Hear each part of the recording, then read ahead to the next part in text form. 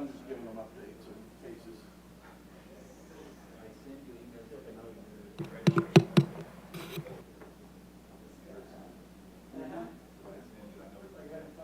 Oh yeah, I got them. I'm still about 1,300 emails down. So. Right. I put it together. So I clear it home. Yeah. So, Yeah. That's all. But thank you. I was really, when I saw it, yeah. See, my father had also done stuff. So, I'm familiar with some of the procedure. But no, thank you very much. I did give them. Oh, Phil probably hit the news tomorrow with and then there will be, if there's any further inquiries, call Alpharetta Police, because the church is down. Our stuff is good. If there was any before.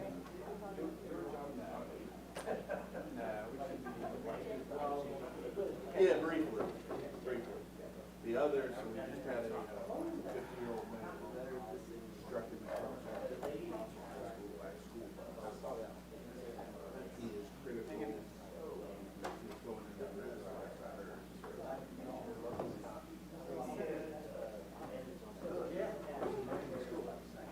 yeah, no kids were on the bus. But we're pulling the video. See exactly what's happening. Yeah. the guy okay? Still on the. He's the guy that sits at Congress every day of the week. Oh, was it? It's a long hair guy, 50-ish. I hadn't heard who it was. Bye-bye. But he's at King's Plaza, I'm sitting down on the picnic table to the bench, like almost every day. He walks everywhere. I have a friend that works there. Oh no, I'm just giving up the hit. I was worried about you. I didn't know if you were at the gym before that I was. crazy stuff happened. All those people started running. Yeah. What happened? They had a shooter. There was a fight and they thought it was gunshot. And so you were there? Typical active shooter. Drill? Misinterpretation. Oh, no. I don't know the best way to handle those in the future, but yeah, because everybody just utter chaos. Yeah. So yep, I was there for that. Yeah, I saw that in the news and I thought, oh, I bet you're there. Yeah, I was there. But the mayor's office Thank you, sir. Remain forever and always my hero. Joe low bar. Joe's it's a very low bar. Well, it's He just said it was the same meeting we had, which he needs more money. I've been there. That's the tournament. Outside of Montana. Where is that? It's called Saturnia. And where is that? It's in Grosseto and Central Italy. We were It's gonna actually hot springs. Looks like hot springs. Is that what that is? It looks crazy to get there.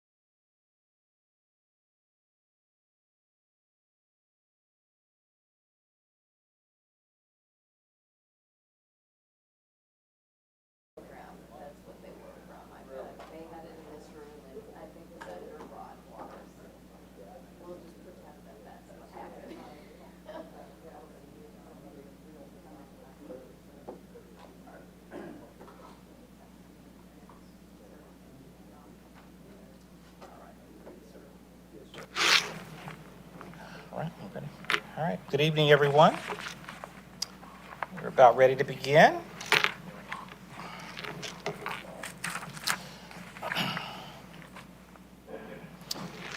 Good evening and welcome to the committee meetings for March 11th, 2025.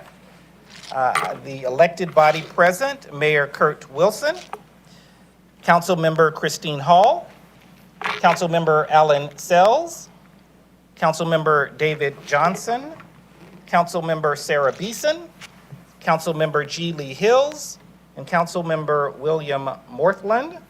I am Randy Knighton, the CEO and City Administrator, along with Chief Legal Officer David Davidson, and the Deputy City Clerk and Assistant to the Council, Michelle Miller. The purpose of committee meetings are for city departments to convey information to Mayor and City Council and discuss initiatives listed on the published agenda, as well as provide updates of vital information essential for the operation of city government and by ordinance. The committee consists of the mayor, council, and city administrator who serves as chair of committee meetings, and this is a public meeting but not a public hearing. Therefore, while members of the public are certainly welcome to attend, do not take public comments or questions unless specifically authorized by mayor and council. Those questions and comments are received at the regular city council meetings on the second and fourth Mondays of each month at 7:00 p.m. in city council chambers, as well as fifth Monday in open forum. We do encourage residents to engage the online platforms and reach out to our city team for any questions you may have. We also encourage everyone to reach out to the web service portal, Roswell app, to report issues and concerns, as well as access roswell365.com for a calendar of events. I also wanted to include an additional statement this evening. I just wanted to take a moment to mention the wonderful team which has been assembled here in the city of Roswell, of course, with the addition of our Chief Operating Officer, Don Stevens, and Chief Financial Officer, Bill Godshaw, in conjunction with Jeff Leatherman and Sharon Izo, and now Joe Panino as Senior Vice Presidents, as well as Chief Conroy, and of course the Chief Legal Officer, David Davidson, as well. We have convened an extraordinary team of high-achieving professionals here in the city of Roswell, one that certainly we can be proud of. The team has been working extremely hard to develop a system and rhythm of reporting that will be available to mayor and council and internal staff members. In addition, the team will be providing quarterly reports in conjunction with a new regimented system of key performance indicators, measurements, and analytics. As you also know, of course, last year we transitioned from a fiscal year budget to a calendar year budget process. So beginning in January of this year, of course, the calendar year budget began in earnest, and utilizing this timing schedule in the future, we will be providing to you quarterly updates and reports for information, review, for edification and scrutiny. As well, the team has been working very hard to establish a baseline of solid foundational elements for benchmarking and for progress reports. In addition, once the quarterly time period has concluded, we will provide relevant updates of other matters pertaining to city governance and operations, including, for instance, the SEER consulting reports and any associated task orders, work products, which have been authorized, produced, and executed. In this case, we'll provide you with the SEER report at our first committee meeting in April. This new regimented reporting and presentation structure will certainly provide an additional mechanism for Roswell residents to have visibility into their city government. First item on the agenda is the approval of the committee meeting minutes for February 25th, 2025. I'll entertain a motion. Motion by Councilmember Beeson, second by Councilmember Hills. A further discussion? Seeing none, all in favor? Thank you so much. All right, the next item is listed on the agenda under Recreation and Parks.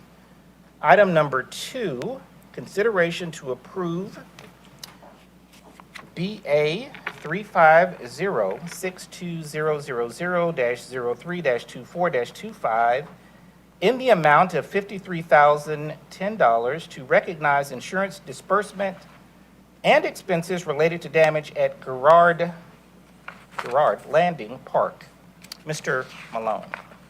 Good evening, Mayor and Council. Similar to our presentation last month, this is in direct result of the Hurricane Helene damage that took place the end of last year. We were able to file a claim in September of 2024, and at that time there was damage to a restroom facility and a dock or a decking area out there at Girard Landing. The insurance carrier was able to reimburse our claim on February 24th of this year for $53,010. Those funds would go back into the capital projects fund in order to make those necessary repairs and reimbursements that went into those specific repairs during that storm. All right, thank you. Yes, Mayor Wilson. Mr. Chairman, thank you. I pose this not as a rhetorical question, but as a question for the senior leadership team, the aforementioned outstanding senior leadership team that you just mentioned, Mr. Knighton, including yourself. This item is a perfect example that I think in the last 3 years we've made a deliberate effort to take these kind of items out of the workload of having to bring them into the legislative process of the elected body. And this is a simple matter where we have insurance, we've received insurance. It's part of our not only our budgetary process but our operational process. And I'm asking, again, not a rhetorical question, why do we have to do this, and what can we do to fix this so that senior staff doesn't have, forgive me to use a strong term, waste their time to come before a committee and then to, again, come before an elected, and then come before a city council meeting to say, hey, we've got insurance policy, we collected $53,000, we need your permission to collect the $53,000. How can we stop doing this? I would venture to say, Mayor, that we probably should recognize items like this in our budget resolution. For instance, when the budget resolution is passed, there should be certain authorizations provided to the senior level staff, of course approved by Mayor and Council, of a fairly routine nature such as this. It would not have to come back before you for reimbursement acknowledgement. And I think that would be a path by which we can address these matters now. We've just begun our budget process, as I alluded to earlier. If there is or if there are options by which we can address these matters in a more routine administrative fashion, I certainly think our leadership team would certainly be open to that and would want to meet the Mayor and Council's request to be able to move these routine items into an administrative capacity rather than bringing them back for formal review. So we'll certainly take this under consideration. And you guys got too much important work to do. Yes. You guys got too much important work to do. They have to prepare for a committee meeting and then come prepare for a city council meeting for these kind of routine items that should be part of our ongoing operational process. duly noted, yes. That's the end of my comments, sir. Yes, yes, and we will work as a team to see if we can address those matters directly. Yes, thank you. Any further comments, questions regarding this matter? All right, seeing none, we will entertain a motion. Motion by Councilmember Hills, second by Councilmember Morthland. Any further discussion? Seeing none, all in favor? All right, that passes unanimously. Thank you very much. The next item, as listed. Congratulations, Steve.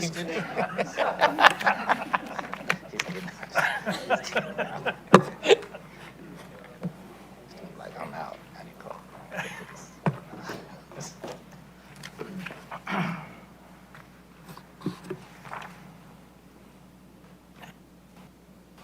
All right. Item number 3, under Public Works, consideration to award the CMAR, Construction Manager at Risk Services, for the Public Safety Headquarters to Reeves and Young for an amount not to exceed $613,627 for an amount not to exceed $5.7 million for total project costs, including construction, and consideration of resolution to adopt a budget amendment in the amount of $2.7 million. Mr.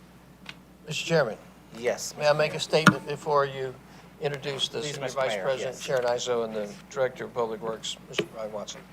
So I have some prepared remarks from Julie Breckville, who's kind enough to write these down, which are, I think, are good reminders about the Public Safety Headquarters Summit building. So since this, I think, we have not dealt with the Summit in a while, I think your team wanted to remind all of us of some very relevant facts as it relates to the Public Safety Headquarters Summit buildings. The first one is the cost savings, the benefits of remodeling versus a new build. The City of Roswell purchased the Summit property for $8 million with an additional $600,000 in closing costs and closed on the property in December of 2024. Mayor and Council are indeed considering this matter will consider during the March 11th committee meeting approving moving forward with a 5.7 remodeling contract to its March 2024-25 regular council meeting. I believe that is on the docket. The second thing is just to remind us is that there was a steep discount included in this purchase. The regional asking price for the Summit property was $19.5 million, and the property's appraised value was $12.5 million. Thanks to strategic negotiations with consultant Searworld, the City of Roswell secured the property for just $8 million, a remarkable $13.5 million savings compared to the original asking price. Cost-effective over new build. The purchase and remodeling of an existing property is far more economical solution than constructing a brand new facility. If the city had opted to build new, the projected cost would have been at least approximately $54 million, excluding the land purchase. The benefits of remodeling. Remodeling the existing building offers several advantages, making it a far more efficient and cost-effective choice. 1, reduced design and construction time.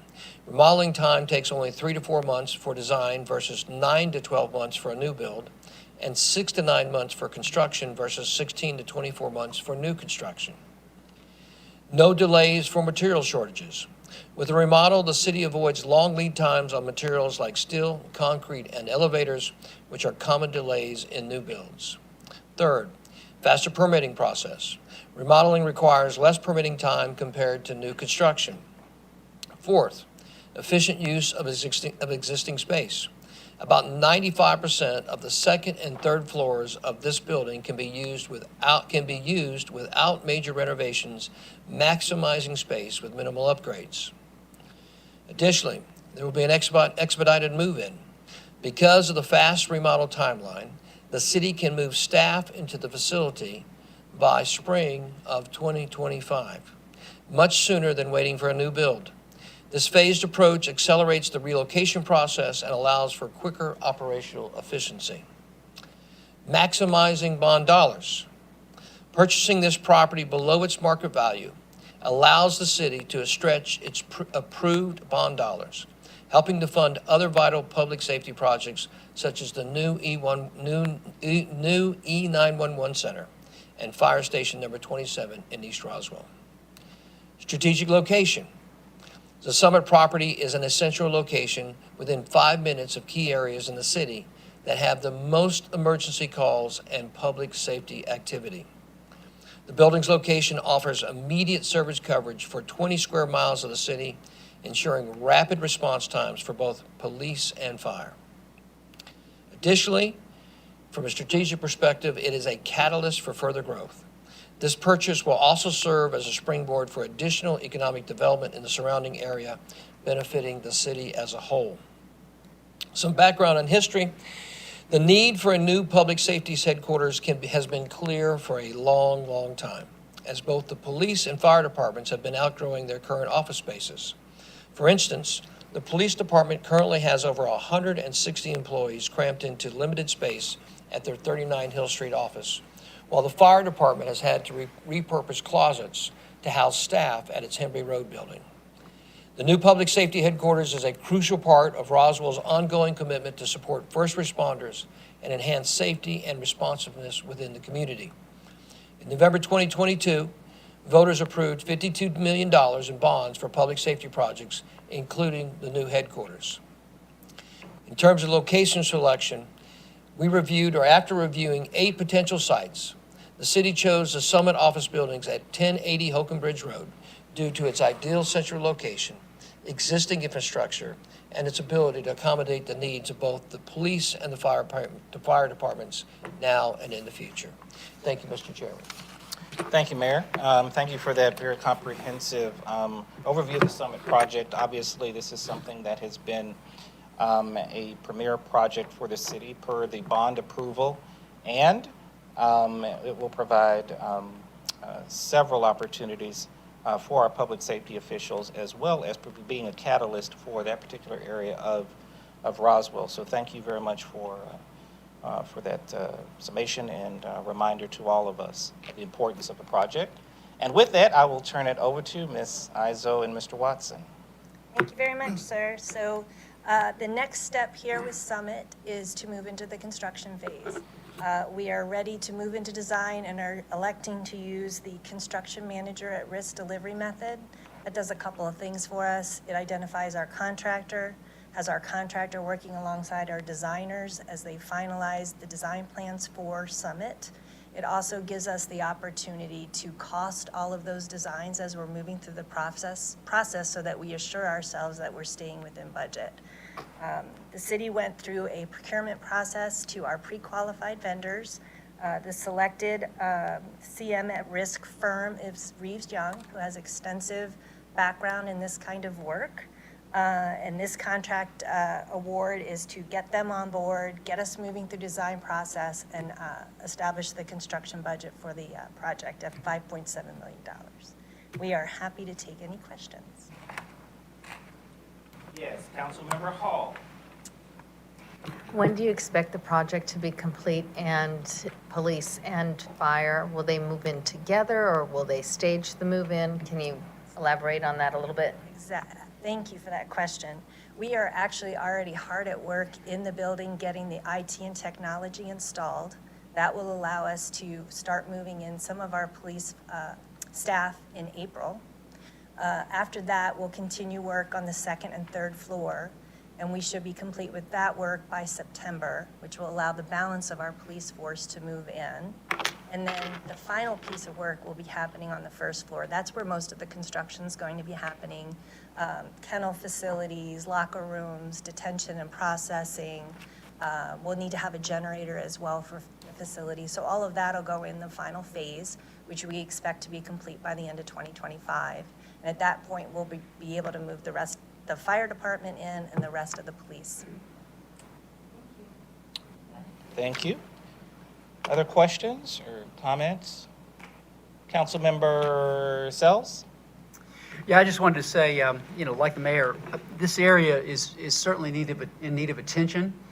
And it's centrally located in the city's corridor, and it's adjacent to high crime areas. And so I'm really excited about this move. I'm glad we're finally getting there. I know you guys have been working hard at it, but this is very, very good for the city in my view, and I'm really proud of it. Thank you. All right. So Councilmember Beeson.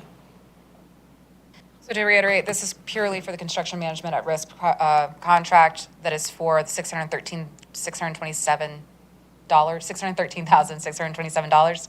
And it's reiterating too that the total project cost is at $5.7 million, but we're really focusing on that 613 right now, correct? Well, and it'll allow us to contract up to the $5.7 million for the construction project. That'll allow us to continue to expedite this process. Without it having to come back to us. Correct. Got it. Thank you. Yes.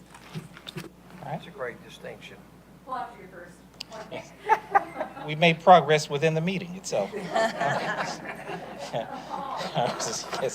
All right. Any further questions or comments from council? Mayor? I was going to say, the police are going to start moving in. You want to kind of just let folks know when the police actually start moving. Our police chief here is in the background, but police start moving in late April. Yeah, pretty amazing. We're working feverishly. We have people in the building right now. It's very exciting. It's very exciting. Randy and I were down at the state capitol today, along with Don Stevens and Jamie and with our police, Chief Conroy and the other fantastic police. We were down there to see the proclamation for the state for Officer Jeremy Levante. We're down there with Jeremy's family. And we got to talking a little bit about this, Chief. And they were talking about Jeremy's thoughts on this, interestingly enough. And they were very excited about this move.